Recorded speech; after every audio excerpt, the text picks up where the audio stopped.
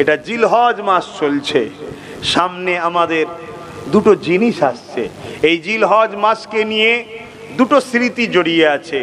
একটা ইসলামের বড় একটা ফরজ হজ, এই জিলহজ মাসকে জড়িয়ে আছে। আর একটা হলো প্রতিটা মালদার সাবাল্যক ভারসাম্যহীন মানুষ, সুস্থ সবল মানুষ এবং স্বাধীন মানুষ, অর্থশালী মানুষ, তার জন্য এই কুরবানি দেওয়া হলো ওয়াজিব। এই দুটো জিনিস আমাদের মধ্যে এই জিলহজ মাসকে নিয়ে জড়িয়ে রয়েছে। একটা হলো ফরজ হজ, আর একটা হলো ওয়াজিব কুরবানি।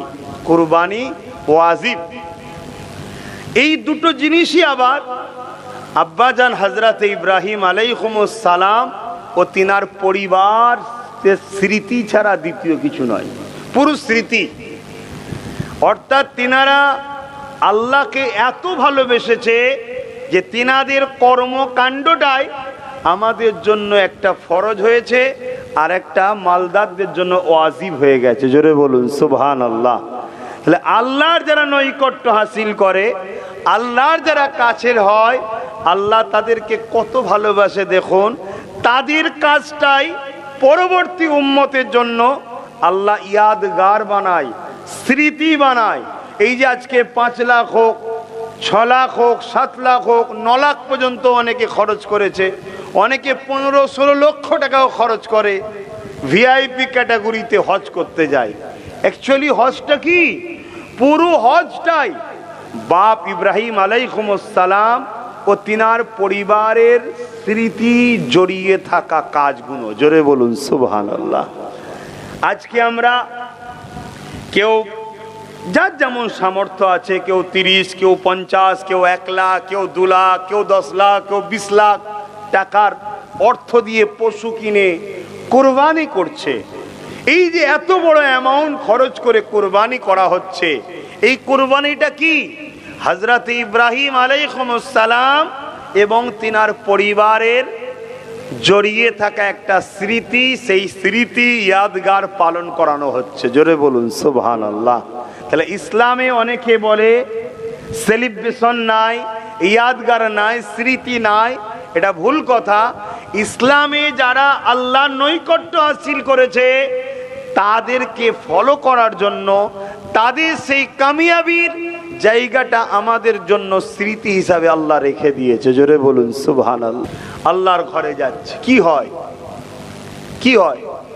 ভালো ভালো জামা কাপড় পরে যায়। হুদুদে হারামাইন শরীফে ঢুকার আগে আল্লাহ পাকের হুকুম, তুমি শরীরে যা কাপড় আছে সব খুলে ফেলো। খুলে দুটো বিনা সেলাই করা থান কাপড় পরে আসো। আমার হেরেমে ঢুকার আগে, আমার কাবায় ঢুকার আগে, আমার ঘর বাইতুল্লাহতে হাজিরি দিবার আগে তোমার শরীরে যা কাপড় আছে সব খোলো।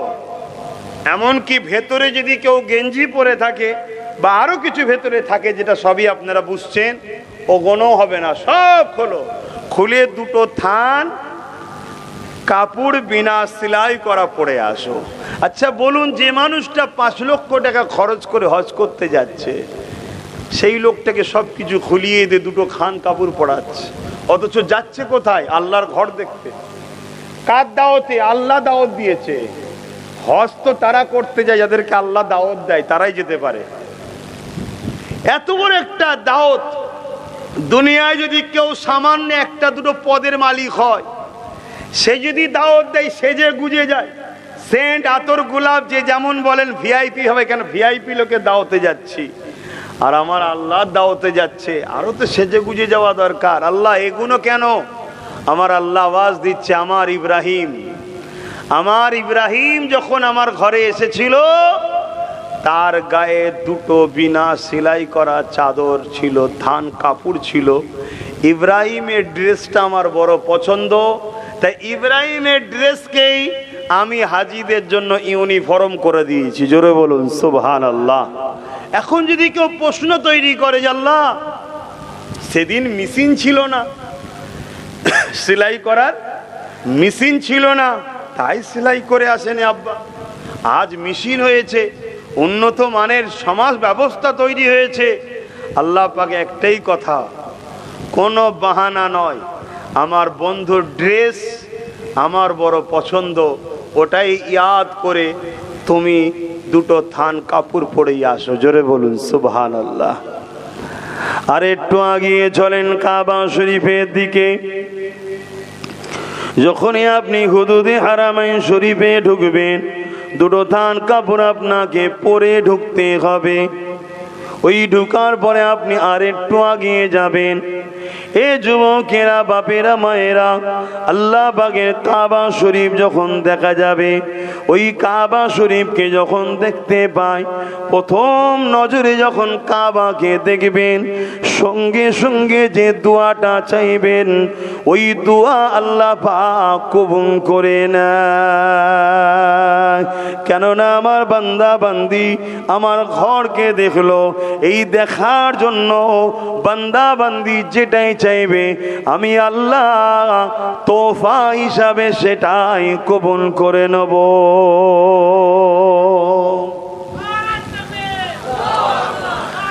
আল্লাহু আকবার। কিন্তু এখানে দুটো কথা। প্রথম কথা হচ্ছে, হারাম দোয়া চাইলে হবে না। দোয়া চাওয়ার মধ্যে কিছু হালাল আছে, হারামও আছে। যে দোয়াটা শরিয়াত সম্মত, শরিয়াতের বাইরের কোনো দোয়া চাইলে হবে না, একটা।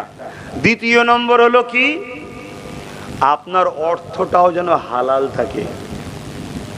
ধরুন আজ আপনি কারো 100 টাকা নিয়েছেন, এই 100 টাকা আপনি ব্যবসায় লাগিয়েছেন। 100 টাকা আপনার হয়তো আর 1 লাখ দিয়েছেন, 1,00,000 টাকা আপনি ব্যবসায় লাগিয়েছেন। এখন আপনি 100 কোটি টাকার মালিক। আপনি কি করে বলতে পারবেন যে আপনার 1 লক্ষ টাকার বরকত হয়েছে না এই 100 টাকা থেকে বরকত হয়েছে? এটা আপনি কি জানেন? এখন 100 কোটি টাকার মালিক হয়েছেন, আপনি তাহলে কোন পয়সা হজ করবেন? এবারে এই হালাল পয়সা ছাড়া হজ করলে হজ কবুল হবে না। আপনি 20,000 হোক আর 20 কোটি টাকার হোক, হালাল পয়সা ছাড়া কুরবানি করলেও ওই কুরবানি কবুল হবে না। হ্যাঁ, আপনি হালাল পশু জবাই করেছেন, হালাল ভাবে উলামা করেছে, আপনি সেটা খাবেন, গোশত খাওয়া হবে, এটা অস্বীকার করছি না। কিন্তু কুরবানি হালাল অর্থ দিতে হবে। তাতে আপনি ছোট একটা বকরি দেন, ওটা আল্লাহ কবুল করবে। 20 কোটি টাকার দুম্বা হোক, উট হোক, গরু হোক, আর যেটাই বলেন না কেন, হালাল যদি না থাকে কবুল হবে না। তো এই যে কাবা শরীফকে দেখলে যে দোয়া চাইবেন সেটাই কবুল হবে, শর্ত কিন্তু দুটো। একটা হলো হালাল দোয়া চাইতে হবে, দ্বিতীয় হলো হালাল পয়সাতে হজ করতে হবে। বড় দুঃখের সাথে বলতে হয়, যেটা আজকে আমাদের জন্য বাঁচা বড় মুশকিল। তরুণেরা, আর একটুখানি আপনি আগিয়ে চলেন। এবার কাবার মাথাবে আপনি নামবেন। একটা সাদা পাথর দিয়া রয়েছে, যত রোদ বাড়বে ওই পাথরটা তত ঠান্ডা হবে। আমার আল্লাহ পাকের কদরতখানা দেখেন, আল্লাহু আকবার, আল্লাহ কত মহান দেখেন। এবারে আপনি আলিয়ে চলুন, একটা দেখবেন কাবা শরীফের গায়েতে একটা পাথর রয়েছে, যাকে হাজারে আসওয়াদ বলা হয়। ওই পাথরটাকে চুমা দেওয়া হলো সুন্নাত। ওই চুমা দিয়ে আপনি তওয়াফকে শুরু করবেন। যদি ক্ষমতা আল্লাহ সুযোগ যদি দেয়, তাহলে আপনি ঠোঁট লাগিয়ে চুমা দেন। যদি আল্লাহ পাক আপনাকে কাছে না নিয়ে যায়, দূর থেকে যদি আপনি ইশারা করে চুমা দেয়, তাহলে আপনার সুন্নত পালন হয়ে যাবে। কিন্তু দুঃখের সাথে বলতে হয়, আজকে আমরা পাথরটাকে চুমা দিবার জন্য ঠেলা ঠেলি করি। এই ঠেলা ঠেলিতে কাউকে কষ্ট দেওয়াটা হলো হারাম। সুন্নাত করতে গিয়ে হারাম কাজ করে ফেলি, আমাদের কোনো খেয়াল কিন্তু থাকে না। এ নওজওয়ানেরা, ওই পাথরটা চুমা দেন, ওই পাথরটা জান্নাত থেকে এসেছিল, ওই পাথরটা ছিল সাদা কালারের, ওই পাথরটা গোনা টানতে টানতে টানতে টানতে পুরো কালো হয়নি, মেটে কালারের ধরনের হয়ে গেছে।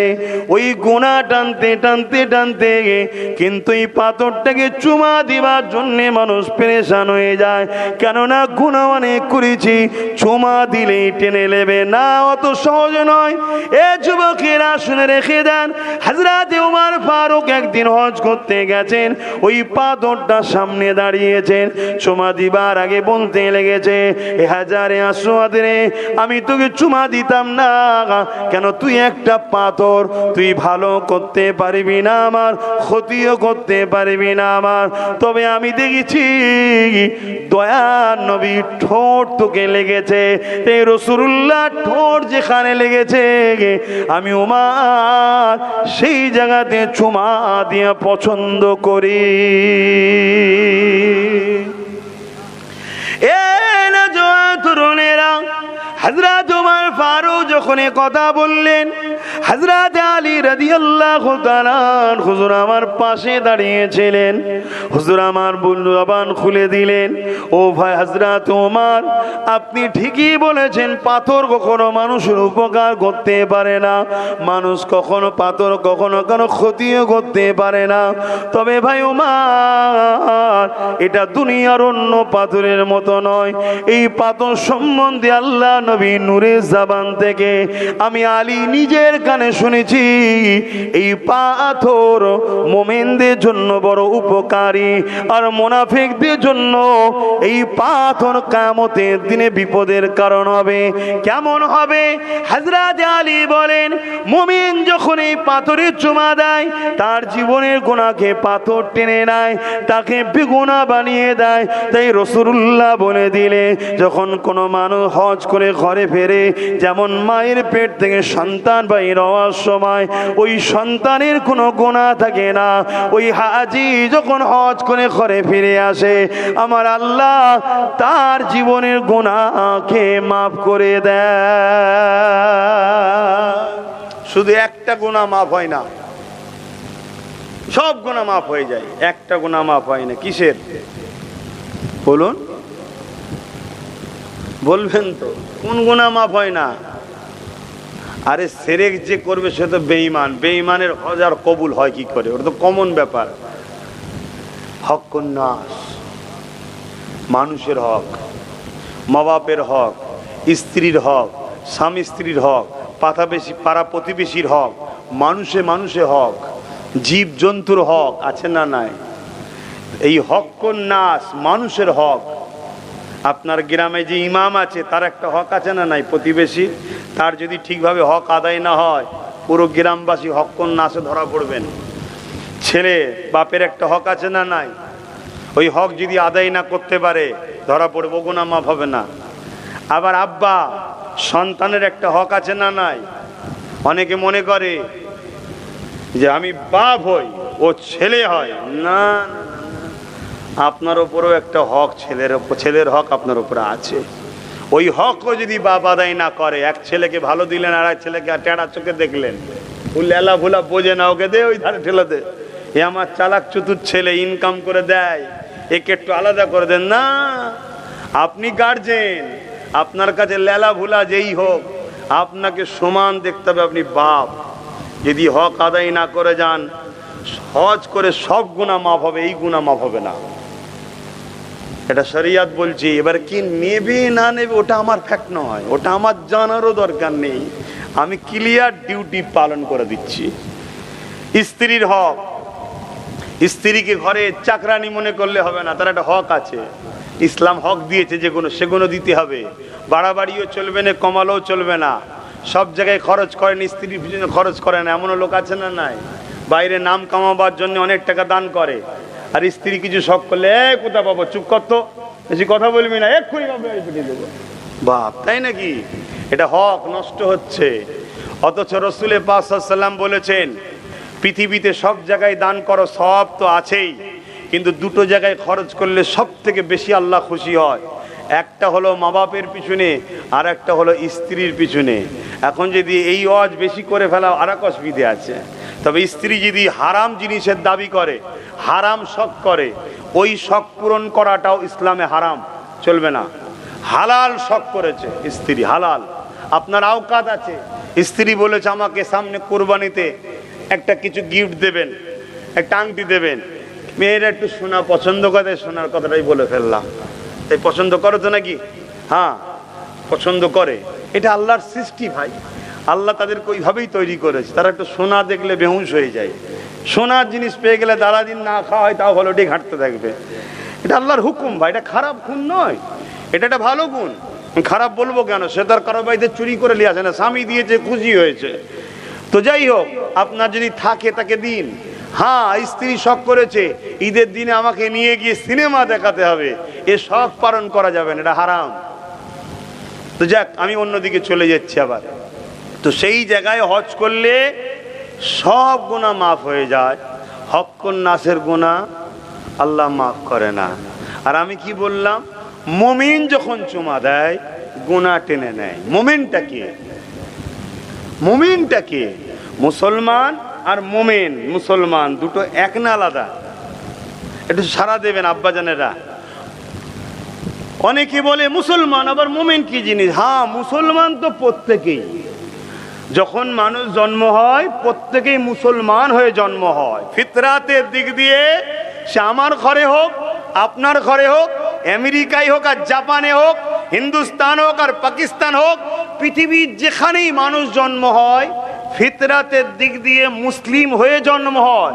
মুসলিম মানে যে নিজেকে আল্লাহর উপরে সুপে রাখে, অতএব তার সমস্ত ভরণ পোষণ তো আল্লাহর উপরই নির্ভর। অতএব সে মুসলিম হয়েই জন্ম হয়। এই মুসলিমকে মুমিন হতে হয়। আর একটু খুলে বলছি, জান্নাতের দেশে যেতে গেলে, ধরুন আপনি অন্য কোনো দেশে যাবেন, এই যে হজে যাবেন, এই হজে যেতে গেলে কি লাগে? এটা অন্য দেশ, কি লাগবে ভাই? একটু জোরে বলুন। পাসপোর্টে শুধু হবে না, ওতে কি লাগে? ভিসা। তাহলে পাসপোর্টও লাগে, ভিসাও লাগে। পাসপোর্ট তো প্রত্যেকটা মানুষকেই আল্লাহ দিয়ে পাঠিয়েছে। পাসপোর্টটার নাম হলো মুসলিম। পাসপোর্টটার নাম কি? মুসলিম। ওই পাসপোর্টে একটা ভিসা লাগাতে হবে। ওই ভিসা যার আছে সে যেতে পারবে জান্নাতের দেশে। ওই ভিসাটা হলো লা ইলাহা ইল্লাল্লাহু মুহাম্মাদুর রাসূলুল্লাহ, অর্থাৎ মুহাম্মদ সাল্লাল্লাহু আলাইহি ওয়াসাল্লামের প্রেম, ভালোবাসা, আদব, ভক্তির নাম হলো মোমেন ভিসা। জোরে বলুন সুবহানাল্লাহ। এই মোমেনের শর্ত হলো এটা, যে জানের থেকে বেশি, সব কিছুর থেকে বেশি আল্লাহ রসুলকে মহব্বত করে, আদব করে, সে হলো মোমেন। এই ব্যক্তি যখন হাজারে আসওয়াদে চুমা দেয়, পাথর তখন তার গুনাহকে টেনে নেয় রাসূলুল্লাহর প্রেমে। জোরে বলুন সুবহানাল্লাহ।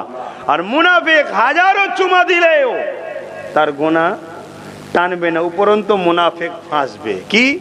হযরত আলী হুজুর বলছেন, এই পাথরটা মুমিনের গুনাহ টানে, আর কিয়ামতের দিন মুনাফিকের বিরুদ্ধে আল্লাহর কাছে সাক্ষী দেবে যে আল্লাহ অমুক অমুক অমুক অমুক মুনাফিক ছিল। এখন তো কোটি কোটি টাকা মানুষের হাতে আছে না, নাই, যে খুশি হচ্ছে চলে যাচ্ছে। কিন্তু না, সে যদি মুমিন না হয়, তার হাজারে আসওয়াদে চুমা দিয়ে কোনো লাভ হবে না। একটু আগিয়ে চলেন। এবারে কাবা শরীফকে তওয়াফ করতে হবে। ওই তওয়াফ যখন করবেন, কাবা আপনার বাঁদিকে থাকবে। শুরু যখন হবে হাজারে আসওয়াদ থেকে, কাবা আপনার বাঁদিকে থাকবে।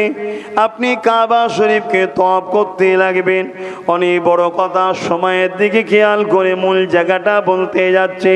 ওই তওয়াফটা যখন হয়ে যাবে, এই তওয়াফ হয়ে যাবার পর, এই তওয়াফটা হয়ে যাবার পর মাকামে ইব্রাহিম বলে একটা জায়গা আছে। ওই মাকামে ইব্রাহিমকে সামনে রেখে কাবার দিকে মুখ করে আল্লাহ পাকের 2 রাকাত নামাজ পড়তে হবে। হবে, ও রব্বি আল্লাহ এই মাকাম ইব্রাহিমকে কেন সামনে রাখবো? আমি তো যে কোনো জায়গাতে কাবাকে সামনে রেখেছি। আমি পশ্চিম বাংলা থেকে যখন নামাজ পড়েছি আমাদের কেবলা এই দিকে, তাই আমরা পশ্চিম দিকেতে নামাজ পড়ি, কিন্তু পশ্চিম আমাদের কেবলা নয়, আমাদের দিক দিয়ে পশ্চিমে কাবা আছে, তাই আমরা পশ্চিম দিকে পড়ি। অনেক দেশ আছে পূব দিকে কাবা পড়ে, তারা পূব দিকে মুখ ফিরায়, লক্ষ্য হলো পূব পশ্চিম উত্তর দক্ষিণ নয়, কাবার দিকে মুখ করে নামাজটা পড়া। কেন কাবার দিকে মুখটা ফিরে নামাজ পড়তে হয়? এটা হলো ডিসিপ্লিনের জন্য, কেননা কাবা শরীফ হলো পৃথিবীর বীজখান। একটা মানুষের যদি একটা দিক নির্ণয় না করা হয়, একই মসজিদের মধ্যে কেউ এদিকে কেউ ওদিকে, কেউ এদিকে কেউ এইদিকে, চারিদিকে যখন ফিরে নামাজটা পড়বে এই ডিসিপ্লিনটা ভঙ্গ হবে। এই জন্যে কাবাকে আল্লাহ কেবলা বানিয়েছে। তোমরা একটা দিকে খেয়াল করে আমাকে সেজদা করো, কাবার দিকে মুখ করে সেজদা করো, তবেই তো কাতারটা সিধি হবে, দেখতে বড় সুন্দর লাগবে। এই জন্যে কাবাকে আল্লাহ কেবলা বানিয়ে দিয়েছে। আমার আল্লাহ এই কাবার দিকে ফিরে নামাজ পড়ি এই ডিসিপ্লিনকে বজায় রাখার জন্য। কিন্তু এখানে আপনি মাকামে ইব্রাহিমকে সামনে কেন রাখতে বললেন? আমার আল্লাহ জানিয়ে দিলে, এ আমার বান্দা বান্দিরে, ওই মাকাম ইব্রাহিমের মধ্যে একটা পাথর রাখা আছে। ওই পাথরে তোদের পিতা, মুসলিম জাতির পিতা হযরত ইব্রাহিম নবী খলিলুল্লাহর পায়ের চিহ্ন আছে। আমি আল্লাহ এই পাথরটাকে বড় সম্মানিত করেছি। এই পাথরের একটা ইতিহাস রয়েছে, এটাকে আমি স্মৃতি হিসাবে রেখে দিয়েছি, যাতে সবার মধ্যে একটা প্রশ্ন ওঠে। যখনই প্রশ্ন উঠবে তখনই জানতে চাইবে। আমি শুনিয়াকে জানাতে চাই, আমার মাহবুবের বান্দাদের কদমেরও অনেক দাম আছে। এখন তো কদম মুসি অলিদের করলেও সমালোচনা হয়, হয় না? হয় না? কিন্তু আল্লাহ এটাই বুঝাচ্ছে যে আমার মাহবুব যারা হবে, আমার পিয়ারা যারা হবে, তাদের কদমেরও দাম আছে। তাই এটাকে ইয়াদগাহ স্মৃতি হিসাবে রেখেছি। কি স্মৃতি আপনারা জানেন তো? ওটা ইব্রাহিম আলাইহিস সালামের পায়ের ছাপ আছে। কেন পায়ের ছাপ আছে সেটাও আপনারা আশা করছি জানেন। আমার রাসূল পাক সাল্লাল্লাহু আলাইহি সাল্লামের মিলাদ করেছিলেন ইব্রাহিম নবী ওই পাথরের উপরে দাঁড়িয়ে। এই স্মৃতিটা কিয়ামত পর্যন্ত আল্লাহ দুনিয়াকে জানাবে যে আমার বন্ধুর মিলাদ যারাই করে তারা কখনো মিটে যায় না। তার প্রমাণ হলো ইব্রাহিমের কদম দেখ আজও রয়েছে, মেটে না। জোরে বলুন সুবহানাল্লাহ। আর যারা আমার নবীর মিলাদ করে না তারাই মিটে যায়। দেখুন দাদা হুজুর মিটে গেছে নাকি? খাজা হুজুর মিটেছে, গৌস পাক মিটেছে, মেটেনে। আজও তারা আমাদের হৃদয়ে আছে না নাই? আমাদের আলোচনার মাহফিলে আছে না নাই? আমাদের জবানে তারা আছে না নাই? কিন্তু হাজারো হাজারো বড় বড় উলামা মিটে গেছে, নামে উলামা ছিল, রসুলের মিলাদ করতো না, মিটে গেছে। নবীর মিলাদ যে করবে এই স্মৃতির মতো সে রয়ে যাবে এর একটা। তাহলে আবার সেই জায়গায় আমি যে জায়গাটা বুঝাতে চাইছি, দেখুন 5 লাখ টাকা 10 লাখ টাকা খরচ করে হজ করতে গেছি, তাহলে কি দেখলাম? প্রথমে ইউনিফর্ম, তারপরে আবার দেখুন 2 রাকাত নামাজ সেই ইব্রাহিম নবীর পায়ের ছাপের কাছে। কথা বোঝা আসছে? তাহলে হুজুরদের স্মৃতি ঘোরাচ্ছে তো নাকি? ওখানে হয়ে যাওয়ার পর কি করতে হবে? নামাজ হয়ে যাওয়ার পর এবারে আপনি চলে যান, জমজম পানি খেতে হবে। এবং জমজম পানি আল্লাহ রসুল বলেছেন পেট ভরে খাও, পেট ভরে খাও। মুমিনের একটা বৈশিষ্ট্য হচ্ছে জমজম পানি পেট ভরে খায়। তা বলে ঘরেরটা যেন খেয়ে ফেলবেন না, তাহলে ব্যাস কালকার পাবেন না। ওইখানে এটা হচ্ছে নাচারের মশলা, কেন এখানে আছে তো একটুখানি। এটা যদি পেট ভরে খেতে চান তাহলে তো আর অন্য কেউ পাবে না। ওখানে যত খুশি খান। কখনো ভেবে দেখেছেন একটা কুয়া ইসমাইল নবীর পায়ের গোড়ালি থেকে আল্লাহ বার করলো, পুরো মক্কা খাচ্ছে, পুরো আরব খাচ্ছে, কোটি কোটি লোক হজ করতে যাচ্ছে, খাচ্ছে, ব্যারেলে করে নিয়ে আসছে।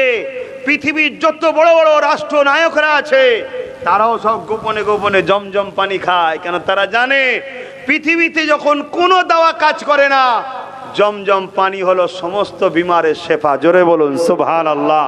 হ্যাঁ, সামনে সব নাটক করে, ভেতরে সব জমজম পানি সৌদি থেকে নেয়, সব খায়। তো যা খা বাবা, আমাদের অসুবিধে নেই, খা। কিন্তু খাচ্ছিস আবার আল্লাহর দাসগুলোকেই গাল দিচ্ছিস, এটা বড় খারাপ জিনিস। কি খারাপ না? খারাপ নয়। তো যাই হোক, আজকে সেই জমজম পানি কখনো কম পড়েছে দেখেছেন? তার কোনো দুর্গন্ধ এসেছে কখনো দেখেছেন? আপনি ঘরে দামি ব্র্যান্ডের পানি কিনে নিয়ে আসবেন, এমনও পানি আছে 200, 500, 1 লিটার পানির দাম 500 টাকা, 1000 টাকা। আপনি ভাববেন এটা হয় কিনা? হ্যাঁ আছে। এমনও পানি আছে 1 লিটার পানির দাম 1 লাখ টাকা আছে। কিন্তু রাখবেন 1 বছর পর দেখবেন তলায় একটা স্যাঁতলা বা স্যাঁতস্যাঁতে ভাব আসছে। কিন্তু জমজম পানি 100 বছর 200 বছর দাদো পদ্দাদও যদি রেখে যায়, খেয়াল করে দেখুন তাতে কোনো রকম দুর্গন্ধ হয় না, স্যাঁতলাও পড়ে না। জোরে বলুন সুবহানাল্লাহ। তা চলে যান জমজম পানি। তো জমজম পানিটা কি? ওটাও স্মৃতি তো নাকি? আপনারা জানেন তো? আল্লাহ নবী যখন বললেন তোমার স্ত্রী হাজেরাকে আর ইসমাইলকে ওই দূর মরুভূমি এলাকাতে গিয়ে রেখে দাও, আল্লাহ পাক ইব্রাহিম নবীকে হুকুম করে দিলেন। ইব্রাহিম নবী হাজেরা আম্মাকে সাথে করে নিয়ে, বাচ্চাকে সাথে করে নিয়ে রওনা দিয়ে দিলেন। এ যুবকেরা, তরুণীরা, বাপেরা, ওই দূর মরুভূমি যেখানে কাবা শরীফ আছে, আজ তো ওখানে কাবা রয়েছে, আজ থেকে 5000 কিছু কম বেশি আগে ওখানে তখন কাবাও ছিল না। ওই ঘরটা নির্মাণ পুনরায় ইব্রাহিম নবী করেছে, তখন ওই ঘরটার কোনো চিহ্ন ছিল না। এ যুবকেরা, তরুণেরা, বাপেরা, কোনো লোকালয় ছিল না, মরুভূমি জায়গা ছিল, কোনো পানির ব্যবস্থাও ছিল না, কোনো লোকও ছিল না, কোনো ঘরও ছিল না, কোনো ছায়াযুক্ত জায়গাও ছিল না। এই রকম একটা মরুভূমি নির্জন জায়গাতে, লোকবিহীন জায়গাতে আব্বা জান ইব্রাহিম আলাইহিস সালাম আম্মা জান হাজেরাকে আর বাচ্চা ইসমাইল নবীকে ওখানে রেখে আসে। যখন রেখে চলে যেতে লেগেছে, ওই সময় আম্মা জান বলে আপনি কোথায় যাচ্ছেন? বাচ্চা আমাকে রেখে এই জায়গায় কোথায় যাচ্ছেন? ইব্রাহিম নবী কিছু বলে না, দুপা এগিয়ে যায়, আবার জিজ্ঞাসা করে কোথায় যাচ্ছেন? ইব্রাহিম নবী কিছু বলে না, আবার দুপা এগিয়ে যায়। আম্মা হাজেরা এবারে বলতে লাগে আমার প্রাণের স্বামী, আপনি আমাকে আর বাচ্চাকে এই জায়গায় রেখে যে চলে যাচ্ছেন, এটা আপনার নিজের ব্যক্তিগত মত না আল্লাহ পাকের হুকুম? আব্বা জান ওই সময় বলেছিলেন, এ আমার প্রাণের স্ত্রী হাজেরা, আমি যা কিছু করি আল্লাহর হুকুমে করি।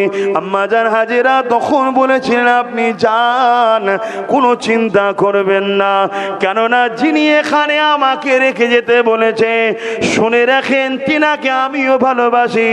আপনার থেকেও অনেক উত্তম সাহারা হলো আমার আল্লাহ পাক। স্বামী তো আমাদের সাহারা, স্ত্রীদের সাহারা স্বামী, ওসিলা। কিন্তু আম্মাজান বলছে আপনি যান, কেন আপনার থেকেও উত্তম সাহারা হলো আমার আল্লাহ, যিনি আপনাকে এখানে আমায় রেখে যেতে বলেছে। যান, আপনি চলে যান। চলে আসলেন। আল্লাহ কত বড় সাহারা দেখুন। আমাদের পৃথিবী জুড়ে এরকম নারী পাওয়া যাবে আজকের দিনে? আল্লাহর উপরে এত বড় ডিপেন্ড করে চলে, পৃথিবী খুঁজে পাওয়া যাবে কি সন্দেহ আছে? তাই তো আজ কারো স্মৃতি হয় না, আম্মা হাজেরার স্মৃতি আছে। কি আছে না? নাই, আম্মা হাজেরার স্মৃতি। এই তো আজও আলোচনা হচ্ছে, 4,5-5 হাজার বছর আগের কথা আজও আলোচনা করছি। কেন করতে হবে? কোরআনে তার জায়গা পেয়েছে, তিনি কোরআনে তিনি জায়গা পেয়ে গেছে। পৃথিবীর 104টে আসমানি কিতাব এসছে, 103টে কিতাবেরও শ্রেষ্ঠ কিতাব হলো কালামুল্লাহ, কোরআন শরীফ। জোরে বলুন সুবহানাল্লাহ। সেই পবিত্র কিতাবে তো আম্মা হাজেরা তেনার জায়গা এসেছে। কেন? আল্লাহকে খুশি করেছে, তাই আল্লাহর উপরে বিশ্বাস, ভক্তি। কত বড় ভক্তি দেখুন। কোন জায়গায়? যেখানে কোনো লোক নাই, হাজার হাজার মাইল, কোনো পানি, লোক, কোনো রকমের ব্যবস্থা নাই, এরকম একটা জায়গায় রেখে দিয়ে চলে যাচ্ছে। আজ তো বিশাল বাড়ি, বিশাল কিছু, হ্যাঁ তখনকারের কথা বলছি। আল্লাহ পাকের মর্জি দেখুন। হযরত ইসমাইল আলাইহিস সালামকে পিপাসা লাগলো, মা বাচ্চার পানির জন্য বাচ্চাকে নিয়ে ছুটতে লেগেছে। বাচ্চাকে রেখে দিয়ে চারিদিকে ছোটে। কখনো ওখানে যে সাফা মারোয়া হয়, কি তো আম্মার স্মৃতি, সাফা মারোয়ায় কি হয়, সাফা পাহাড়ে উঠে কাবার দিকে ঘুরে যা দোয়া চাইবেন ওই দোয়া কবুল হয়। জোরে বলুন সুবহানাল্লাহ। কত পবিত্র জায়গা। কেন? আম্মা হাজেরা ওই সাফা পাহাড়ে উঠে ওখান থেকে বাচ্চাকে দেখা যাচ্ছিল। আর বীজখানে নেবেই ছুটতে হয় না, যারা হজ করেছেন অত জোরে ছুটতে না হলে একটু ছুটার মতো ভাব নিতে হবে। তুমি যদি যত বড় শাহিনশাহ হও, বাদশাহ হও, সুলতান হও, আরে আমি ছুটবো না, না না না না, তোমাকে ছুটতেই হবে। আমি হুজুর, আমি ছুটবো কেন, মুরিদ আছে সাথে, না, তুমি যেই হও ওই গ্রিন, এখন তো লাইটের সিস্টেম করে দিচ্ছে যেটা সুবিধা মানুষের জন্য, ওইটুকু জায়গায় ছুটতে হবে। কেন ছুটতে হবে? ওই জায়গায় যখন নেমে যায়, আম্মা ইসমাইল নবীকে দেখতে পাচ্ছিল না, এই বাচ্চাকে দেখতে পাইনি বলে ছুটে মারোয়া পাহাড়ের দিকে যাচ্ছিল। পাহাড়ে উঠার পরেই আবার বাচ্চাকে দেখতে পেয়েছে, আবার খোদার শুকরিয়া আদায় করেছে। তাই মারোয়া পাহাড়ে দাঁড়িয়েও আবার যে দোয়া চাওয়া হয় ওই দোয়া কবুল হয়। জোরে বলুন সুবহানাল্লাহ। দেখুন 10 লাখ টাকা খরচ করে, 5 লাখ খরচ করে মায়ের স্মৃতি পালন হচ্ছে। কেন? তিনি আল্লাহকে খুশি করেছে, তাই তিনার স্মৃতিটা আল্লাহ আমাদেরকে পালন করাচ্ছে। এখন কোনো মহিলাদের যদি ছুট কাটাতো তাও নাই মানতাম যে চলো তিনি মায়ের জাত, তিনিও মায়ের জাত। আল্লাহ, আমি তো পুরুষ মানুষ, আমার তো ছেলেও নেই, আর আমি যখন হজে গিয়েছিলাম তখন সন্তানও ছিল না, তাহলে আমি ছুটবো কেন? এক তো পুরুষ, আবার সন্তানও নাই। অত কথা নয়, আমার পিয়ারা বান্দি করেছে, তোমাকে করতে হবে, এটাই হলো হজ। জোরে বলুন সুবহানাল্লাহ। হজে গুণই হয়, দেখুন যারা হাজি আছে জিজ্ঞেস করুন, হজে গুণই হয়। তার আগে ওই জমজম পানি খেতে হবে। কেন? ওই ইসমাইল নবীর পায়ের গিরালি থেকে পানি বাহির হয়েছিল, আর এই পানি যখন বাহির হয় হু করে বেড়ে যাচ্ছে। ইব্রানি ভাষাতে জমজম মানে থাম থাম, থাম থাম, হু করে বেড়ে যাচ্ছে। তাই উনি এসে বললেন জমজম, থাম থাম, সে থেকে হয়ে গেল জমজম পানি। কথা বুঝে আসছে? তো সেই পানি যেখানে থাকবেন সেখানে দেখবেন পাখি পাওয়া যাবে, পাখি। একদল আগেকারে মানুষ যাযাবাররা ঘুরে বেড়াতো, এখানে কিছুদিন, ওখানে কিছুদিন, ওখানে কিছুদিন। তো এই পানির তালাশে একদল যাযাবার যাচ্ছিল তারা। আর আগে সব সর্দার সিস্টেম ছিল, একটা গোত্রের সর্দার সিস্টেম আগে সব ছিল। তো একটা কাফেল, একটা গোত্র যাচ্ছিল। তা দূর থেকে, মরুভূমি এলাকা, ফাঁকা, মাইলকে মাইল দূর থেকে দেখা যাচ্ছে পাখি নাবছে, উঠছে, ঘুরছে। তখন ওই সর্দার বলছে ওইখানে ফলো করে চলো, পান নিশ্চয় ওখানে আছে। আর তখন ইসমাইল নবীকে আম্মা পানি পান করিয়ে ওই কোলে করে নিয়ে ওই জায়গায় বসে আছে, আর এদিকে পানি ওখানে আল্লাহ পাক ইসমাইল নবীর পা থেকে বিলিয়েছে। ওই জায়গায় যখন এই কাফেলা আসলো, আসার পরে দেখছে পানি। যাযাবার বলছে যে এই জায়গায় একটা মহিলা একটা বাচ্চাকে নিয়ে এবং পানিও রয়েছে, নিশ্চয়ই কিছু রহস্য আছে। তাই সর্দার তার কন্যাকে পাঠিয়েছে। দেখুন কত বছরের আগের কথা। সেদিনের সর্দারও ভাবছে এ মহিলা সাংঘাতিক মহিলা, সাধারণ মহিলা নয়, আমি সর্দার যে জিজ্ঞেস করব তা হতে পারে না। অতএব আম্মার পবিত্রতার দিকে খেয়াল করে তার কন্যাকে পাঠাচ্ছে, যাও তুমি কি জিজ্ঞেস করো। কন্যা এসে জানলো, ব্যাপারটা সব শুনলো। শোনার পরে পানি পান করার ইজাজত চাইলো, পানি নিল। নিজের জীব জন্তু পশু পাখি সবাই পানি পান করলো। লাস্টে আল্লাহ যে আমার সাহারা সব থেকে উত্তম বলেছিল না আম্মা, আই সর্দার তখন বলল ইজাজত নেন, মেয়েকে আবার পাঠাচ্ছি, ইজাজত নেন যে আমরা আর এখান থেকে যেতে রাজি নয়, এখানেই বস্তি তৈরি করে এখানেই যদি মা ইজাজত দেয় আমরা থাকতে রাজি, এবং আমাদের এই গোত্রের নতুন সর্দার ইনি হবে আম্মা জান হাজেরা। জোরে বলুন সুবহানাল্লাহ। সেটাই হলো, আম্মা ইজাজত দিলেন, সর্দার পদ ত্যাগ করলেন, আম্মা হাজেরা কে তিনি পদে বসালেন। কথা বুঝে আসছে? তো সম্মানীয় মানুষ, ভদ্র মানুষ, চরিত্রওয়ালা মানুষ, আফজাল মানুষ, খোদাপ্রেমিক মানুষকে সর্বসময় সমাজের বা গ্রামের সর্ব জায়গায় মোড়ল নেতৃত্ব দিলে আল্লাহর খাস রহমত পাওয়া যায়। জোরে বলুন সুবহানাল্লাহ। এটা কোরআনের স্টাইল। তো যাই হোক, আম্মা জানের ওখানে নেতৃত্বে একটা বস্তি শুরু হয়ে গেল। আস্তে আস্তে আস্তে তাদের সন্তান ছেলে পুলে বাড়তে লাগলো। ওটা অন্যদিকে। আমি যেটা বলতে চেয়েছি, 1 বছর হয়ে গেছে ইসমাইল নবী কে আব্বা ইব্রাহিম নবী দেখতে যায়নি। 1 বছর হয়ে গেছে। বলুন তো বাপ। আর ইসমাইল নবী হয়েছে ইব্রাহিম নবীর 90+ পর। 90 বছর পার হয়ে যাবার পর সন্তান হয়েছে। এটা নিয়ে অনেকের মধ্যে কৌতূহল হতে পারে যে এটা কি করে হয়। অ্যাকচুয়ালি ব্যাপারটা হচ্ছে, আগেকারের মানুষ 500 বছর 700 বছর 800 বছর বাঁচত। আজকে এই মুরব্বী বাপেরাই বলুন না, এই ছোট ছোট বাচ্চাগুলোকে দেখে আমরা অবাক হয়ে যাই যে এই টুটু ছেলে এই বয়সে পেকে গেছে।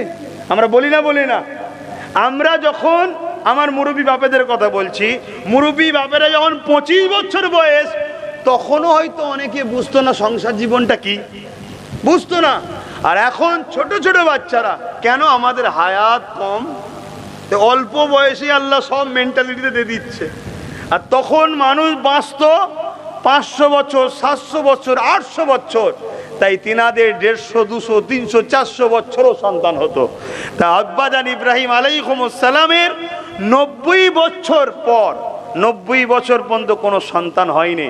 90+ কোন রায়াতে 94 95 ইখতিলাফ আছে। যাক 90+ পর আল্লাহ দোয়া কবুল করেছে, ইসমাইল নবী হয়েছে।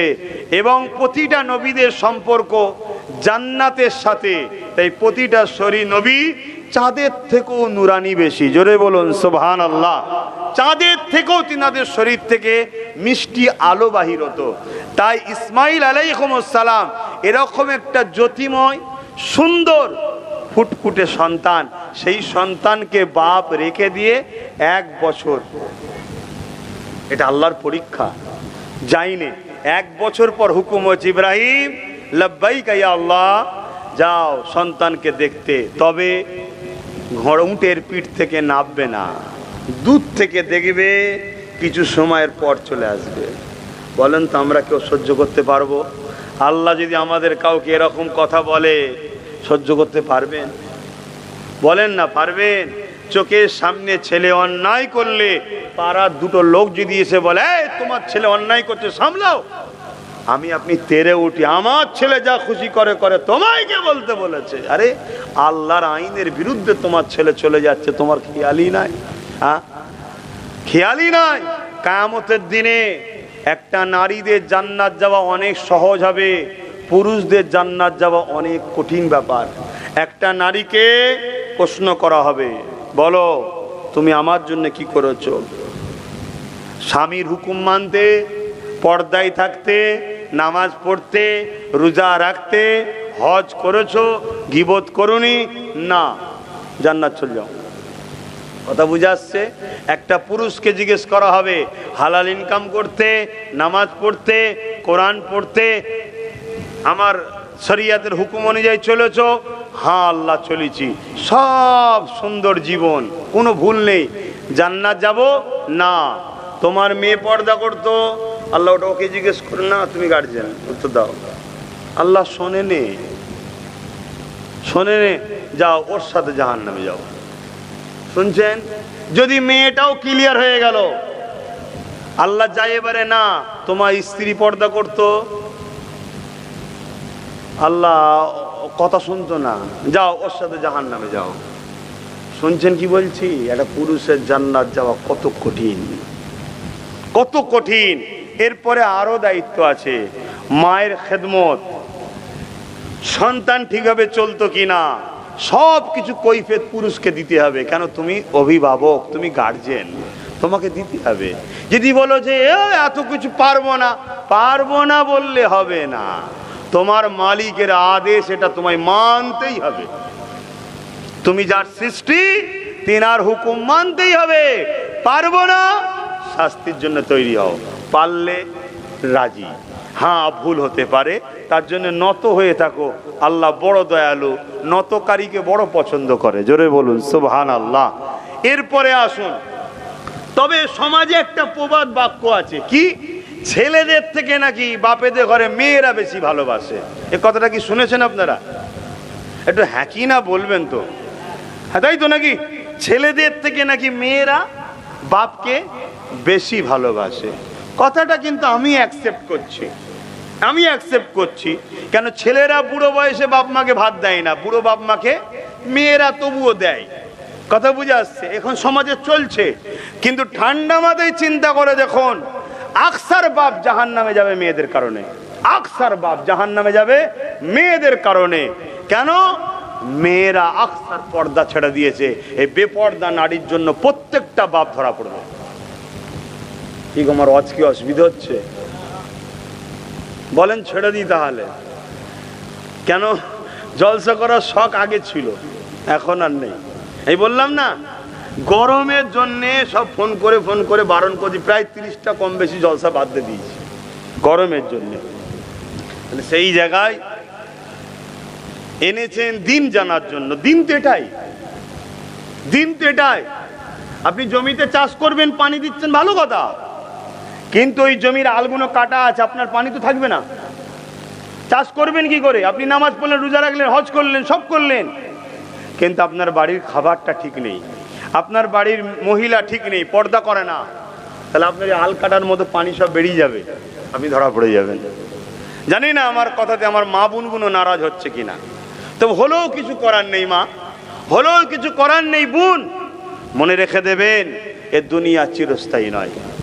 তোমাকে যিনি নারী করে বানিয়েছে, তিনি মোহাম্মদ রসুল দ্বারা আমাদেরকে জানিয়েছে, একটা পুরুষ জন্ম হলে ওই বাপের জন্য জান্নাতের সংবাদ আল্লাহ পাঠায় না, কিন্তু একটা নারী জন্ম হলে ওই বাপের জন্য আল্লাহ জান্নাতের সংবাদ পাঠায়। জোরে বলুন সুবহানাল্লাহ।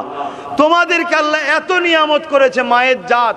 কারো ঘরে যদি একটা দুটো তিনটে পুত্র সন্তান কি 30টা পুত্র সন্তান জন্ম হয়, তথাপিও রাসূলুল্লাহ বলেন দুজনে পাশাপাশি জান্নাত থাকবো। কিন্তু কারো ঘরে যদি 3টে কন্যা সন্তান হয়, রাসূলুল্লাহ বলেছেন ওই বাপ আর আমি আল্লাহর জান্নাতে দুটো আগুল তুলে দেখিয়েছি, যেমন পাশাপাশি থাকবো। জোরে বলুন সুবহানাল্লাহ। কিন্তু আজকে সেই মায়ের জাত, আমার বোন হোক, আমার মা হোক, সেই মায়ের জাতের কারণেই আকসার পুরুষরা জাহান্নামে যাবে। খেয়াল করে দেখুন। অথচ বাপকে মা মেয়েরাই সব থেকে বেশি ভালোবাসে, কিন্তু সেই বাপ জাহান্নামে চলে যাচ্ছে, মেয়ে কিন্তু বাপকে জান্নাতে নিয়ে যাওয়ার জন্য নিজেকে চেঞ্জ করতে পারছে না। এরকম ভালোবাসার কোনো প্রয়োজন নাই। এই ভালোবাসার কোনো প্রয়োজন নাই যে ভালোবাসায় আমি জাহান্নামে চলে যাব। আর একটুখানি সময় আছে, একটু বলি নাকি? আব্বাজানরা কি বলছেন? আমার কত কষ্ট পেচ্ছেন দেখুন না। এখনো তো সময় আছে, এখনো তো নিঃশ্বাস চলছে, এখনো তো শুধরে গিয়ে তওবা করা যেতে পারে। যা হয়েছে হয়েছে, আজ থেকে চেঞ্জ হয়ে যা, কাল চলে যাব, পরশু চলে যাব, কখন ডেকে নেবে? বাবা তুই কাজ করিস নি, মা তোর জন্য আমার এই ক্ষতি হয়ে যাবে, তুই আমার কলিজার টুকরোস, তোর জন্য সব করছি, তুই আমার কথা ভাববি না?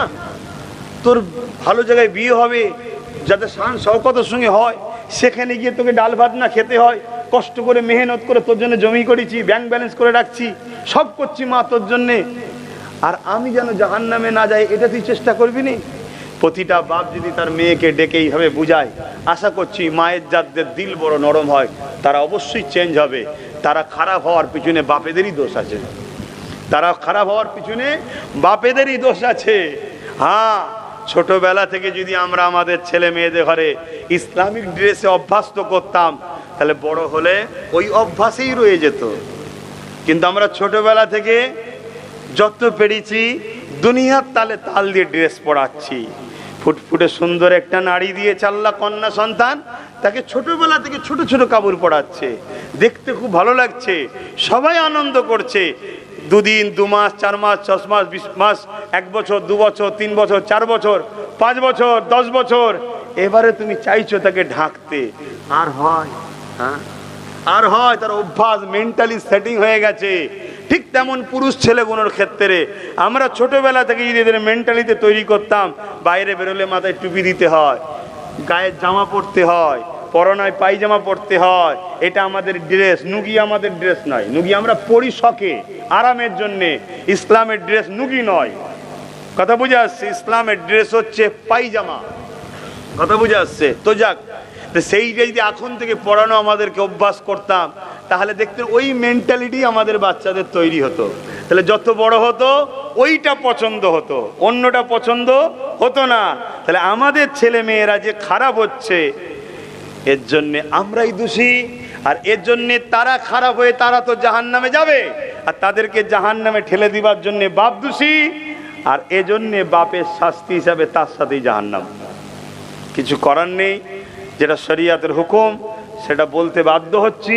কে নেবে কে নেবে না সেটা তার ব্যাপার। আসুন, আমি যে বিষয়ে আলোচনা করছিলাম, আল্লাহ পরীক্ষা নেবে, আর যাকে যত ভালোবাসে তাকে তত কঠিন পরীক্ষা লাই। আল্লাহর প্রেমের সিস্টেমটাই আলাদা, আল্লাহর প্রেমের সিস্টেমটাই আলাদা। আল্লাহর প্রেমের রাস্তায় যে চলে, প্রথম যখন শুরু হয় কাঁটার ওপর দিয়ে হাঁটতে হয়, আগুনের ওপর দিয়ে হাঁটতে হয়। কিছুটা হাঁটার পর ওই যে শান্তি শুরু হবে, আর ওই শান্তির কোনোদিন শেষ নাই। আর শয়তানের পথ হলো শুরুতে হয় ফুল, অনেক আনন্দ শান্তিতে, ফুলের রাস্তা, কিন্তু কিছু দূর যাওয়ার পর এমন কষ্ট শুরু হবে যে কষ্টর আর কোনোদিন শেষ নাই। এই হচ্ছে পার্থক্য রহমানের রাস্তা আর শয়তানের রাস্তায়। কিন্তু আমরা চোখে যেটা দেখি, আর এখানে শান্তি আছে রে, ওটার দিকে ছুটি। আল্লাহর রাস্তায় শুরুতে দেখি কষ্ট, ওই জন্য ওখান থেকে ফিরে আসি। কিন্তু হাকিকাতে প্রকৃত শান্তির রাস্তা এটাই। কেন? আল্লাহ পৃথিবীকে দেখিয়ে দিয়েছে, আমার তো প্রেমিক তারাই হয় যারা বেলাল হয়। জোরে বলুন সুবহানাল্লাহ। আমার প্রেমিক তো তারা হয় যারা ইব্রাহিম খলিল হয়। ইব্রাহিম খলিলকে জিবরাইলও পরীক্ষা নিতে এসেছে। হযরত ইব্রাহিম আলাইহিস সালাম আমাদের সবার আব্বা হয়। আমরা বড় সৌভাগ্যবান, আমরা নবীর বেটা, চিন্তার কোনো কারণ নেই, আমরা বড় সৌভাগ্য। মুসলিম জাতির পিতা হলো ইব্রাহিম আলাইহিস সালাম। জোরে বলুন সুবহানাল্লাহ।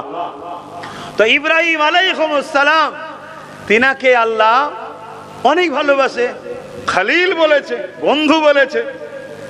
তা জিবরাইল বলছে, আল্লাহ ইব্রাহিমকে আপনি বন্ধু বললেন কেন? ইব্রাহিম নবী অনেক ধনী ছিলেন, অনেক ধনী ছিলেন, অনেক জমি জায়গা, পশু, এমনি তো ওসব দুনিয়াতে জীবজন্তুর উপরেই আগেকার সময় বেশিরভাগ নির্ভর হয়ে থাকতো, গৃহপালিত পশু যেমন হয়।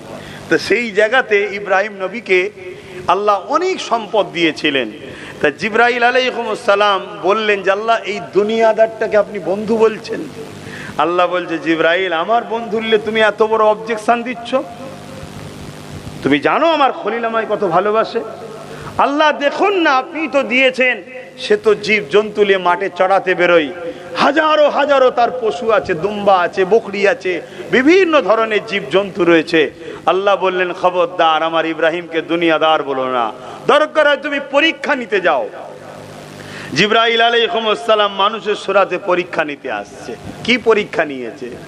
ইব্রাহিম নবীর বাড়ির সামনে দিয়ে যাচ্ছে, যাওয়ার সময় একবার আওয়াজ দিয়েছে আল্লাহ, শুধু ডেকেছে আল্লাহ। ইব্রাহিম নবী ঘরে ছিল, কানে আওয়াজ গেছে, ছুটে ঘর থেকে বাইর হয়েছে। হওয়ার পরে বলছে কেউ তো নাই, জিবরাইল যাচ্ছে কিন্তু মানুষের সুরাতে। আরে আপনি আমার আল্লাহকে ডাকলেন? হ্যাঁ, কেন? আর একবার আমার মাহবুবের নামটা নেন, আমার মালিকের নাম আর একবার নেন। জিবরাইল আলাইহিস সালাম বলছেন, কেন? তোমার কথাই নেবো কেন? আমার ভালো লেগেছিল ডেকেছি, তোমার কথাই নেবো কেন? ইব্রাহিম নবী বললেন, তুমি যদি নাও আমি তোমাকে নাজরানা দেবো, গিফট দেবো। কি গিফট দেবে? আমার অনেক গৃহপালিত পশু আছে, হাজার হাজার, তার অর্ধেক দিয়ে দেবো, একবার আল্লাহ বলো। আর আজকে আমরা এত আল্লাহ শোনাবো, আল্লাহ বলাবো, সুবহানাল্লাহ বল না রে বাবা, বলতে চাসনি কেন রে বাবা? তাও আওয়াজ বেরোতে চাই না, আছে না নাই? হায় হায় হায়। তো সেই জায়গায় জিবরাইল আলাইহিস সালাম আবার বললেন আল্লাহ। যেই বললেন, ইব্রাহিম নবী ঘরে গিয়ে ওনার যেখানে জায়গা থাকতো সেখান থেকে অর্ধেক পশুকে নিয়ে আসছে, নিয়ে এসে জিবরাইলের হাতে দিচ্ছে। তিনি কিন্তু মানুষের সুরাতে এখন আছে, চলে যাচ্ছে। আবার পিছনে ডাক দিয়েছে, আল্লাহর বান্দা আরো একবার ডাকো। বান্দা মানে দাস, আল্লাহর বান্দা আর একবার ডাকো। আবার জিবরাইল সাল্লাম ডাক দিলেন, কিন্তু ডাকার আগে বলছে এবারে কি দেবে? আরো যে অবশিষ্ট অর্ধেক আছে ওটাও দিয়ে দেবো। জিবরাইল সাল্লাম আবার আল্লাহ ডাকলেন, আবার বাকিটা দিয়ে দিলেন। ভাবুন প্রেম কাকে বলে, প্রেম কাকে বলে। আজকে আমরা যদি বলা হয় মসজিদের জন্য বাপ কিছু দাও না গো, পকেট থেকে ছিঁড়া নোটটা বার করবে 10 টাকার, ছিঁড়া দেখে, যেটা ওর পকেটে থাকতেও হয়তো বিরক্ত করছে, দে দে দে মলি সাহেবকে দে দে। কি বলা ভুল হচ্ছে নাকি? হ্যাঁ, এই জন্য আজ আমরা এত ঠকছি। পৃথিবীর শ্রেষ্ঠ শক্তিশালী সমাজ আমরা হতাম যদি আমরা সত্যি কোরআন ও সুন্নাহকে মেনে চলতাম। যেতদিন মেনেছিল ওই মদিনার, ওই মক্কার যাদের পায়ে জুতো ছিল না, পরনার জামা ছিল না, কিন্তু রসুলকে লিডার বলে মেনে, কোরআনকে সংবিধান, নিজের গাইড বুক বলে মেনে নেওয়ার জন্য অর্ধেক পৃথিবীকে তারা জয় করেছিল। জোরে বলুন সুবহানাল্লাহ। আর বাকি অর্ধেককে তাদের ইশারাতে নিয়ন্ত্রণে চলতো। হায় হায় হায়। হযরত ওমর ফারুক একদিন সিংহাসনে বসে আছে, আর একজন সাহাবী এসে ওনাকে সম্মান দিয়ে বলছে, হে আমিরুল মুমিনিন খলিফাতুল মুসলিমিন। হযরত ওমর ফারুক ঝরঝর করে কাঁদছে, বলছে খবরদার আমার প্রশংসা করবেন না, যা কিছু দেখছেন এ সব কিছু মুহাম্মদ রসুলের গোলামির ফল। জোরে বলুন সুবহানাল্লাহ। কেন আমি উমর একসাথে দুটো বকরিকে ধরে রাখতে পারতাম না? ছোটবেলায় আব্বা দুটো বকরি দিত, যা মাঠে চড়িয়ে নিয়ে আয়, আমি দুটো বকরিকে সামলাতে পারতাম না। একটা বকরি এদিকে যায়, ওকে ধরতে যাইতে এ পালায়, একে ধরতে যাইতে ও পালায়। যে উমর দুটো বকরি সামলাতে পারে না, সেই উমর অর্ধেক পৃথিবীকে সামলাচ্ছে, আখরে পৃথিবীর শাহিনশাহ, এবং বাকি অর্ধেক পৃথিবীর হুকমারেনেরা উমারের নাম শুনলে যে উমার আসছে উঠে দাঁড়িয়ে থরথর করে কাঁপতো। এটা উমারের কৃতিত্ব নয়, এটা মুহাম্মদ রসুলের গোলামির ফল ছাড়া অন্য কিছু নয়। জোরে বলুন সুবহানাল্লাহ। আমরা নবীর গোলামি ছেড়ে দিয়েছি, তাই আজকে আমাদের এই দুর্দশা। এ থেকে ফিরে আসার একটাই রাস্তা, ঘরের তালা যত মুটাই করো না কেন, বিল্ডিং যত শক্তিশালী করো না কেন, যতই ব্যাংকে টাকা রাখো না কেন, যত জমি জায়গা করো না কেন, আমি করতে নিষেধ করছি না, আল্লাহ যদি হালাল পয়সা দেয় করুন না, কিন্তু সমাধানের রাস্তা এগুলো নয়। সমাধানের একটাই রাস্তা, সবাইকে ছেড়ে ফেলে দিয়ে মুহাম্মদ রসুলের নেতৃত্ব মেনে নবীর কথাই উঠা, নবীর কথাই বসা, নবীর কথাই চলা, নবীর কথাই থামা। অর্থাৎ তোমার নিঃশ্বাস টানবে যখন সেটাও তো রসুল, ছাড়বে যখন সেটা তো রসুল। নবী ছাড়া দ্বিতীয় কোনো মডেল যেন না হয়, তবেই আমরা আবার ইজ্জত দুনিয়াতেও পাবো, আখেরাতেও পাবো। আর না হয় দুনিয়ায় যে বেউজ্জতি, এর থেকেও কঠিন বেউজ্জতি আমাদের তৈরি আছে কবর থেকে। কিরে বাবা আর দুটো বলবো না, থাকবে থাক না, মৌলানা সাহেব চলে লিখতে হয়। হ্যাঁ আসে না, তিনিও দু কথা বলুক। এমনি গরমে মানুষ নাজেহাল হয়েছে, এই যে বসে আছে, আল্লাহর কোটি কোটি শুকরিয়া আল্লাহর কাছে। কথা বুঝে আসছে। দরুদ শরীফ আল্লাহুম্মা সাল্লি আলা সাইয়্যিদিনা মাওলানা মুহাম্মদ ওয়া আলা আলিহি।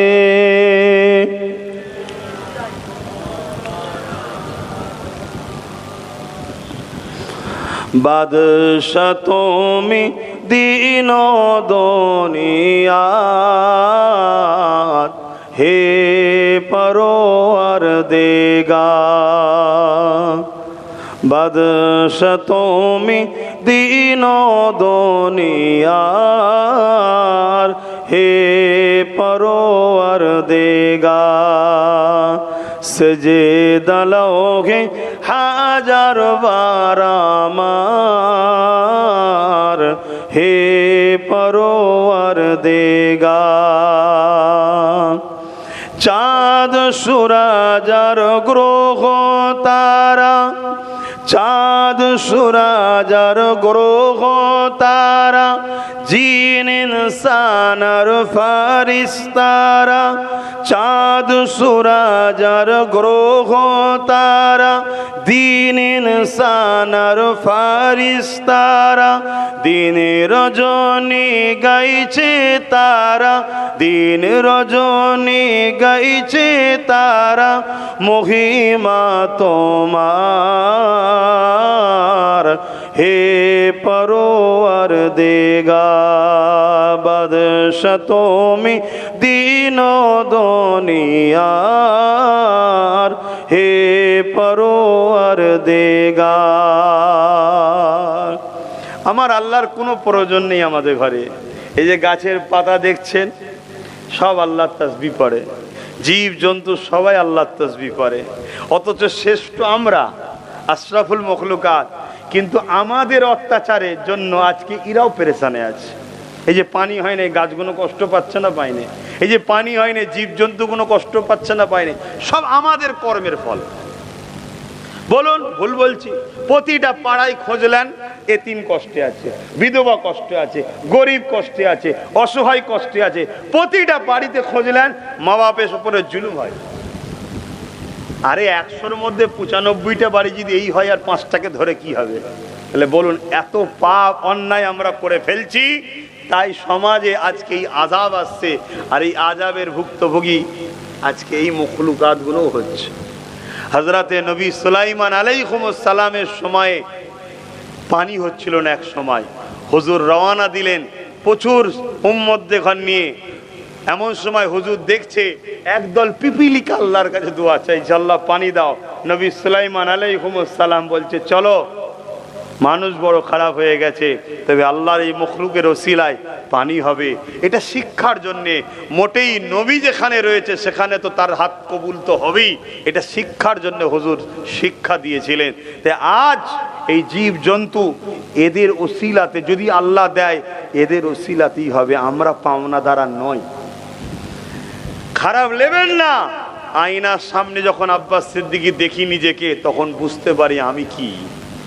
নিজেরা যদি আয়নার সামনে দাঁড়ায়, নিজেরা নিজেকে চিনতে পারবো যে আমরা কি আর আমার নবী রেখে গেল কি। আমরা কত দূরে সরে গেছি নবীর ইসলাম থেকে, খেয়াল করে দেখুন। আল্লাহ নবীর ইসলাম বলছে, তুমি যদি একটা আম খাও, ওই আমের আঁটিটা যেন বাইরে ফেলবে না, ছালটা যেন বাইরে ফেলবে না। কেন? তোমার প্রতিবেশী দুজন গরিব আছে, হতে পারে, আছে না? না, ওই প্রতিবেশীর একটা বাচ্চা যাবে, ওই আঁটিটা নিয়ে ঘরে আসবে, মা আমি আম খাবো। সেই গরিব হয়তো তাকে কিনে দিবার ক্ষমতা নাই। বাড়ি ওলিও কষ্ট পাবে, বাড়িওয়ালাও কষ্ট পাবে, বাচ্চাটাও কাঁদবে। তাই ইসলাম এর নাম, ইসলাম এর নাম। কিন্তু আজকে কি অবস্থা আমাদের মধ্যে দেখুন। আল্লাহ আমাদেরকে হেদায়েত করেন।